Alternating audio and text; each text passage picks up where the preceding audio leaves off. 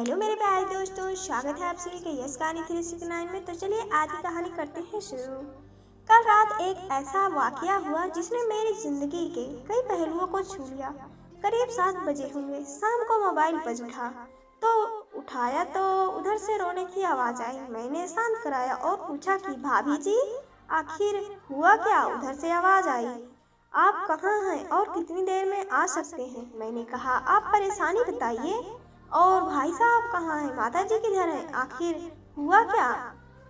लेकिन उधर से केवल एक रट की, आप आ जाइए। मैंने आश्वासन दिया कि कम से कम 1 घंटा लगेगा। जैसे तैसे पूरी घबराहट में पहुंचा, देखा तो भाई साहब सामने बैठे हुए हैं। भाभी जी रोना चीखना कर रही हैं। 3 साल का बेटा भी परेशान है। 9 साल की बेटी भी कुछ नहीं कह पा रही है। मैंने भाई साहब से पूछा कि आखिर क्या बात है। भाई साहब कोई जवाब नहीं दे रहे थे। फिर भाभी जी ने कहा, ये देखिए तलाक के पेपर, ये कोर्ट से तैयार करा के लाए हैं, मुझे तलाक देना चाहते हैं। मैंने पूछा, ये कैसे हो सकता है? इतनी अच्छी फैमिली है, 2 बच्चे हैं, सब कुछ सेटल्ड है। प्रथम दृष्टि में मुझे लगा ये मजाक है, लेकिन मैंने बच्चों से पूछा, दादी किधर हैं? बच्चों ने बताया, पापा ने उन्हें 3 दिन पहले नोएडा के वृद्धाश्रम में शिफ्ट कर दिया है। मैंने घर के नौकर से कहा, मुझे और भाई साहब को चाय पिलाओ।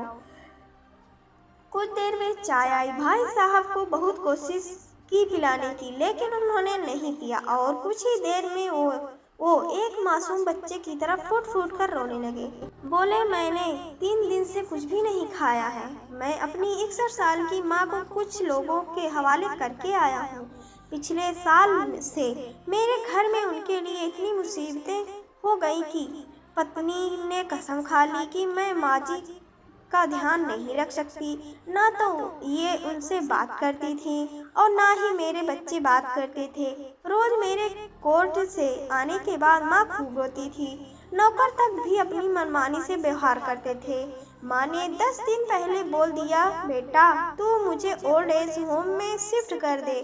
मैंने बहुत कोशिश की पूरी फैमिली को समझाने की, लेकिन किसी ने माँ के सीधे मुंह बात नहीं की। जब मैं 2 साल का था तब पापा की मृत्यु हो गई थी। दूसरे के घरों में काम करके मुझे पढ़ाया, मुझे इस काबिल बनाया कि आज मैं जज हूँ। लोग बताते हैं माँ कभी दूसरों के घरों में काम करते वक्त भी मुझे अकेला नहीं छोड़ती थी। उस माँ को मैं ओल्ड एज होम में शिफ्ट करके आया हूँ। पिछले 3 दिनों से मैं अपनी माँ के एक एक दुख को याद करके तड़प रहा हूँ, जो उसने केवल मेरे लिए उठाए। मुझे आज भी याद है जब मैं 10th की परीक्षा में अपीयर होने वाला था। माँ मेरे साथ रात रात भर बैठी रहती थी। एक बार माँ को बहुत फीवर हुआ। मैं तभी स्कूल से आया था। उनका शरीर गर्म था, तप रहा था। मैंने कहा, माँ तुम्हें फीवर है? हंसते हुए बोली, अभी खाना बना रही थी इसीलिए गर्म है। लोगों से उधार मांगकर मुझे दिल्ली विश्वविद्यालय के एक LLB तक पढ़ाया। मुझे ट्यूशन तक नहीं पढ़ाने देती थी कि कहीं मेरा टाइम खराब ना हो जाए। कहते कहते रोने लगे। बोले, जब ऐसी माँ के हम नहीं हो सके तो हम अपनी बीवी और बच्चों के क्या होंगे?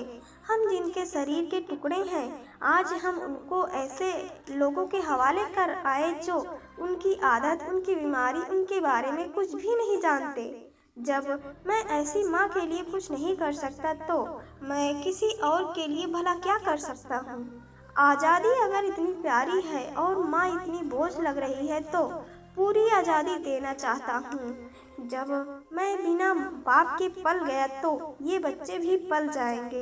इसलिए मैं तलाक देना चाहता हूँ। सारी प्रॉपर्टी इन लोगों के हवाले करके उस ओल्ड एज होम में रहूँगा। कम से कम माँ के साथ रह तो सकता हूँ। और अगर इतना सब कुछ करके माँ आश्रम में रहने के लिए मजबूर है तो एक दिन मुझे भी आखिर जाना ही पड़ेगा। माँ के साथ रहते रहते आदत भी हो जाएगी। माँ की तरह तकलीफ तो नहीं होगी। जितना बोलते उससे भी ज्यादा रो रहे थे। बातें करते करते रात के 12:30 हो गए। मैंने भाभी जी के चेहरे को देखा। उनके भाव भी प्रत्याशित और ग्लानि से भरे हुए थे। मैंने ड्राइवर से कहा, अभी हम लोग नोएडा जाएंगे, भाभी जी और बच्चे, हम सारे लोग नोएडा पहुंचे। बहुत ज़्यादा रिक्वेस्ट करने पर गेट खुला। भाई साहब ने उस गेट कीपर के पैर पकड़ लिए, बोले, मेरी माँ कहाँ है? मैं उसको लेने आया हूँ। चौकीदार ने कहा, क्या करते हो साहब? भाई साहब ने कहा, मैं जज हूँ। उस चौकीदार ने कहा, जहाँ सारे सबूत सामने हैं, तब तो आप अपनी माँ के साथ न्याय नहीं कर पाए, औरों को साथ क्या न्याय करते होंगे साहब? इतना कहकर हम लोगों को वहीं रोक कर वह अंदर चला गया। अंदर से एक महिला आई जो वार्डन थी। बड़े कतार शब्दों में कहा, 2 बजे रात को आप लोग ले जाके कहीं मार दें तो मैं अपने ईश्वर को क्या जवाब दूंगी? मैंने सिस्टर से कहा, आप विश्वास करिए, ये लोग बहुत बड़े पश्चाताप में जी रहे हैं। अंत में किसी तरह उनके कमरे में जो दृश्य था उसको कहने की स्थिति में मैं नहीं हूँ। केवल एक फोटो जिसमें पूरी फैमिली है, और वो भी माँ जी के बगल में, जैसे किसी बच्चे को सुला रखा है। मुझे देखी तो उनको लगा कि बात ना खुल जाए, लेकिन जब मैंने कहा हम लोग आपको लेने आए हैं, तो पूरी फैमिली एक दूसरे को पकड़कर रोने लगी। आसपास के कमरों में और भी बुजुर्ग थे। सब लोग जाग कर बाहर तक ही आ गए।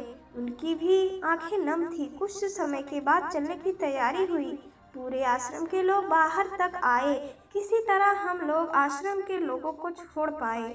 सब लोग इस आशा से देख रहे थे कि शायद उनको भी कोई लेने आए। रास्ते भर बच्चे और भाभी जी तो शांत रहे, लेकिन भाई साहब और माता जी एक दूसरे की भावनाओं को अपने पुराने रिश्ते पर बिठा रहे थे। घर आते आते करीब 3:45 हो गया। भाभी जी भी अपनी खुशी की चाबी कहाँ है ये समझ गई थी। मैं भी चल दिया, लेकिन रास्ते भर वो सारी बातें और दृश्य घूमते रहे। माँ केवल माँ है, उसको मरने से पहले न मारे। माँ हमारी ताकत है, उसे बेसहारा ना होने दें। अगर वह कमजोर हो गई तो हमारी संस्कृति की रीढ़ कमजोर हो जाएगी। बिना रीढ़ का समाज कैसा होता है, किसी से छुपा नहीं है। अगर आपकी परिचित परिवार में ऐसी कोई समस्या हो तो उसको ये जरूर पढ़ाएं, बात को प्रभावी ढंग से समझाएं। कुछ भी करें, लेकिन हमारी जननी को बेसहारा बेघर न होने दें। अगर माँ की आंखों से आंसू गिर गए तो ये कर्ज कई जन्मों तक रहेगा। यकीन मानना, सब्र होगा तुम्हारे पास, पर सुकून नहीं होगा। सुकून सिर्फ माँ के आंचल में होता है। उस आंचल को बिखरने मत देना। और मेरे प्यारे दोस्तों, कहानी यहीं तक। आप सभी को कहानी कैसी लगी हमें कमेंट करके जरूर बताएं। अगर पसंद आए तो वीडियो को लाइक करें, शेयर करें और चैनल को सब्सक्राइब करें। मिलते हैं अगली कहानी में, तब तक के लिए बाय बाय।